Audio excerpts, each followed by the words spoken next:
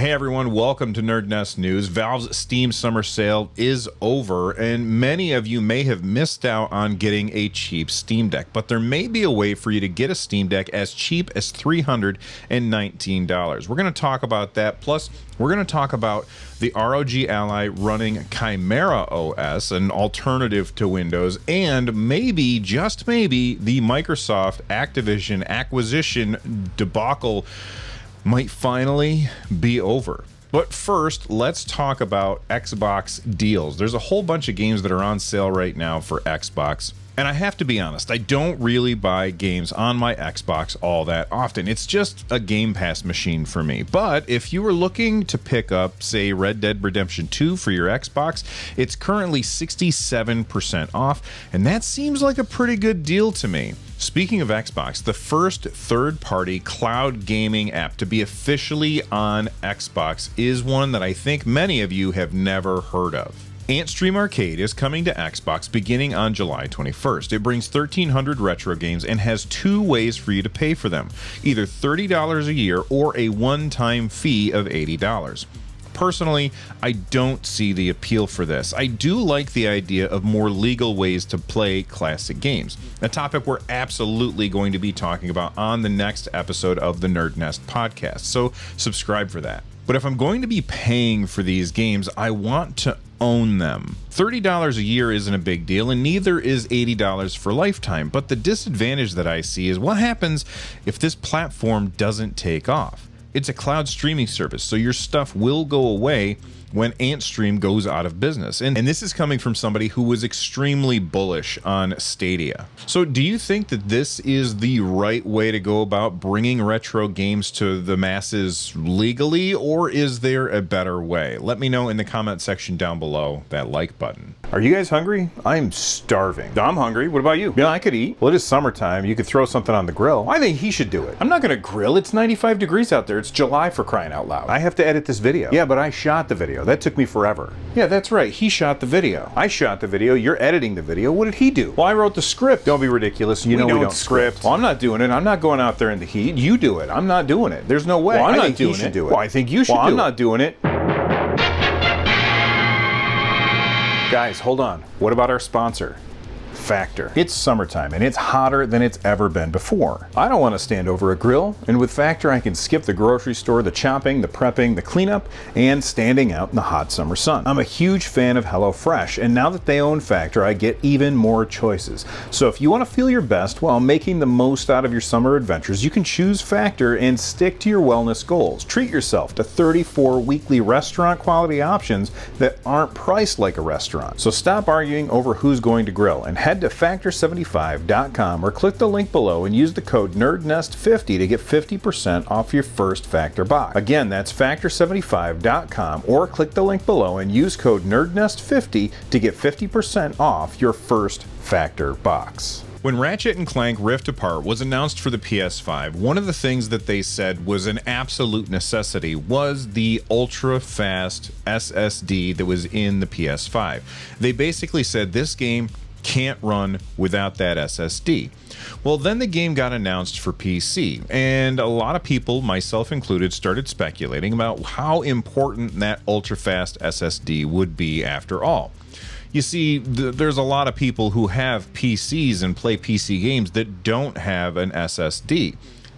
We have seen games in the past that require an SSD in order to run, but would Ratchet and Clank actually be one of them? Well, it turns out the answer is no. Now, before you start typing your comments that it was all just Sony marketing nonsense, keep in mind that this might be only possible due to new updates in Microsoft Direct Storage version 1.2. This allows games to buffer data from slower hard drives before passing it to your GPU to decompress the game assets. Of course, this could still be Sony marketing nonsense, but either way, it looks like you will be able to play Ratchet and Clank on a PC even if you don't have an SSD. But what remains to be seen, and the thing that I wonder about, is how much of an impact is this going to have on the performance of the game if your GPU is doing all of the decompression of these assets that can't be just streamed from your SSD. Speaking of PlayStation, my PSVR 2 has kind of been collecting dust, and that's about to change for two reasons. Number one, during Amazon Prime Day, I bought a Logitech G29 driving wheel so I can play it with Gran Turismo 7. I cannot wait for it to arrive. But the other reason that I'm going to be playing a lot more PSVR 2 is because of Operation Wolf. One of my favorite genres growing up was light gun games, but because of the way that modern TVs work, we really don't get these games anymore.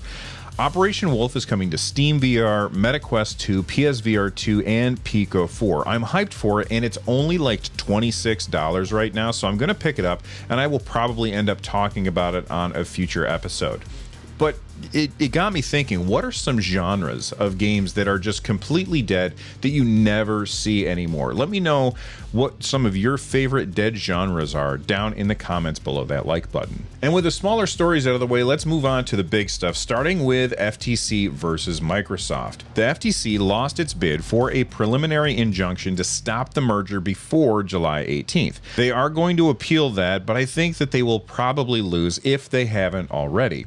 And the CMA have said that they are willing to renegotiate, which many think it sounds like they're going to allow the Microsoft to go ahead with the merger. But what I think they're actually doing is giving Microsoft and Activision a chance to restructure the deal to make it a little bit more palatable to the CMA. There's a few different ways that this can go, and I think in all cases, I do think that Microsoft is going to win, and it is going to make that acquisition. And you can either be for the acquisition or against it. I'm just telling you what I think is going to happen, not necessarily what I want to happen. So what I think is going to happen is the FTC is going to lose its court battle. It's going to go through everywhere except for the UK, where the CMA is going to block it. If Microsoft doesn't capitulate to what the CMA is requesting, then one thing that they could do is they could just spin off all Activision games to be published by another publisher in the UK. We've seen this happen plenty of times where, you know, a company publishes games but only for a certain country, and then they're published by other publishing companies in other countries.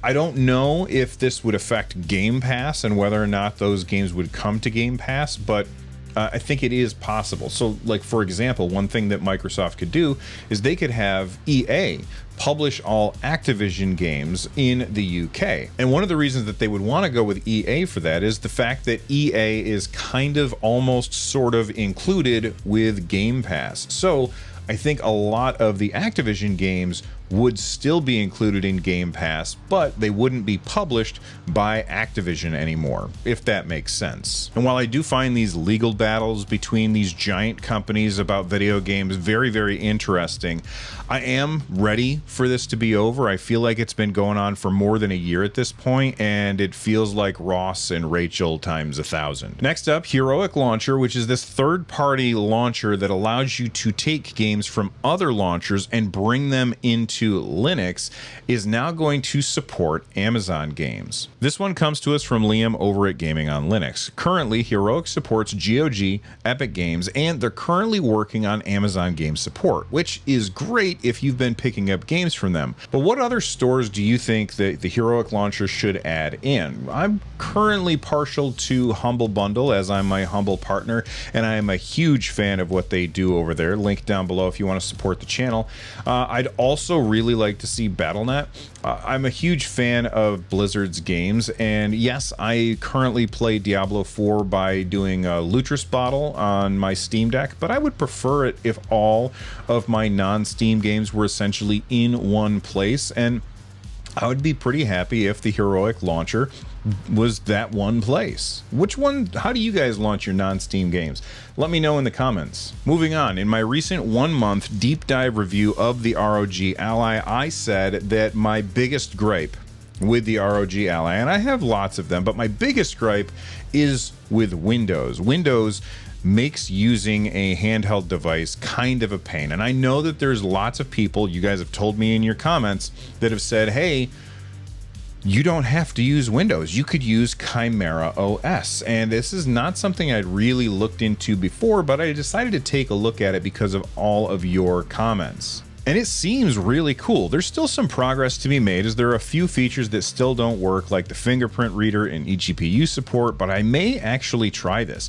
One thing that the Ally got right is how easy it is to wipe your machine and restore it to basically the factory settings with very little input from the end user. I think that that's fantastic that they did that. So that means if I do put Chimera OS on my ROG Ally and it turns out that I don't like it, I can easily go back to Windows and be able to play the games the way that I am currently playing now.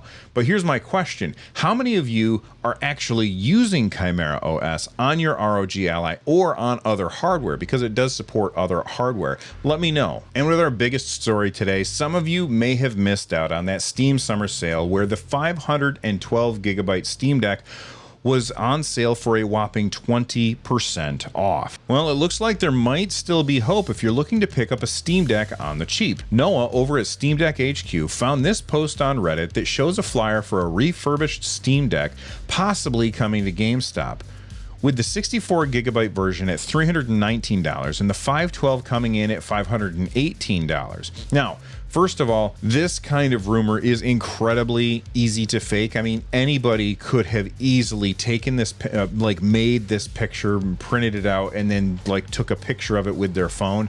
So take this with a massive, massive grain of salt.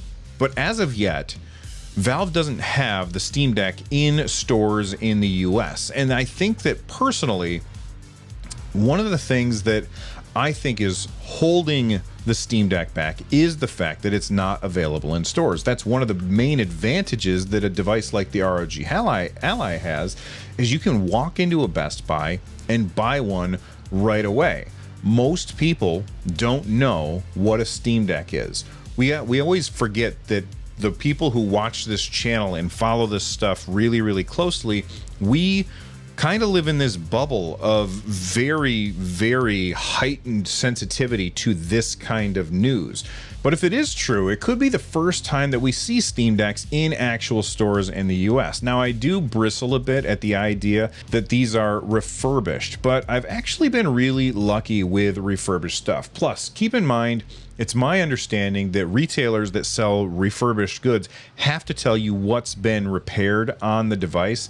And if I buy something and return it and there's nothing wrong with it, but I did open it, everything on it is absolutely perfectly fine. All I did was open it, play it a little bit, and decide this sucks, I don't like it, and I return it, I believe that retailers have to mark those as refurbished, even if there was never any repairs done to them.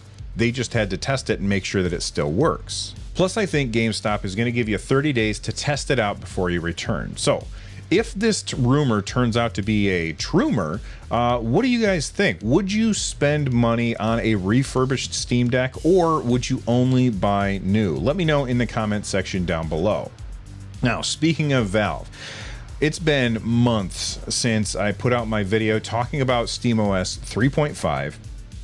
In that video, I said it was coming soon. Now, the reason I said it was coming soon is because the breakneck pace at which Valve had been updating SteamOS. Well, Valve has really slowed down the pace of the updates to the deck, and it has been a really long time since SteamOS 3.5 went into beta. Now, that doesn't mean that we haven't been getting updates, even if we still don't have 3.5.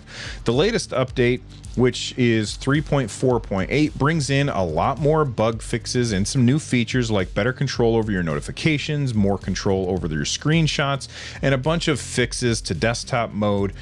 But it's been since March for SteamOS 3.5. So when do you think that 3.5 is actually going to make it to the stable channel? Let me know in the comment section down below. If you enjoyed this video, then I think you're going to enjoy this video as well. From the NerdNest, I'm Bill. Stay rad, everybody.